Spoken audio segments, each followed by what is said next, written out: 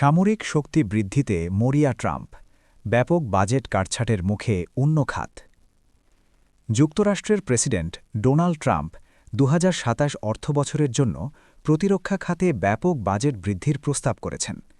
ইরানের সঙ্গে চলমান উত্তেজনার প্রেক্ষাপটে তিনি সামরিক খাতে অতিরিক্ত $৫০০ বিলিয়ন বরাদ্দের পরিকল্পনা করেছেন। একই সঙ্গে অন্যান্য সামাজিক ও বেসামরিক খাতে ব্যয় ১০% পর্যন্ত কমানোর উদ্যোগ নেওয়া হয়েছে।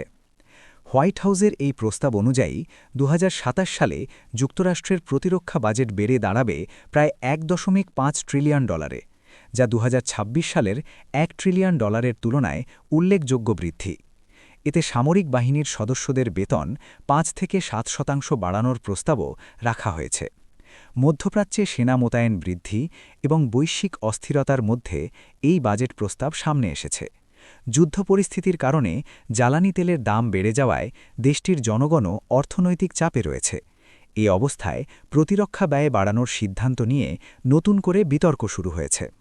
প্রস্তাবটি কার্যকর করতে হলে কংগ্রেসের অনুমোদন প্রয়োজন হবে। এর আগে ট্রাম্প প্রশাসনের ব্যয় সংক্রান্ত সিদ্ধান্ত নিয়ে মতবিরোধের কারণে যুক্তরাষ্ট্রে দীর্ঘতম সরকারি অচলাবস্থার সৃষ্টি হয়েছিল, যা এই প্রস্তাব পাশের পথকে আরও জটিল করে তুলতে পারে।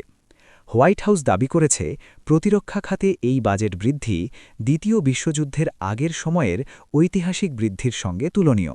তবে সমালোচকরা মনে করিয়ে দিচ্ছেন, ট্রাম্প তার প্রথম মেয়াদে সামরিক ব্যয়ের উচ্চ মাত্রাকে পাগলি বলে অভিহিত করেছিলেন।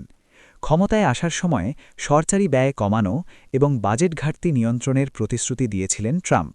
সেই লক্ষ্য বাস্তবায়নে ইলন মাস্কের নেতৃত্বে একটি উদ্যোগ গ্রহণ করা হয়, যার ফলে প্রায় ৩ লাখ সরকারি কর্মচারী চাকরি হারান।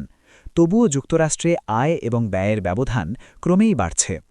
নির্দলীয় কংগ্রেশনাল বাজেট অফিসের পূর্বাভাস অনুযায়ী চলতি অর্থবছরে যুক্তরাষ্ট্রের বাজেট ঘাটতি ১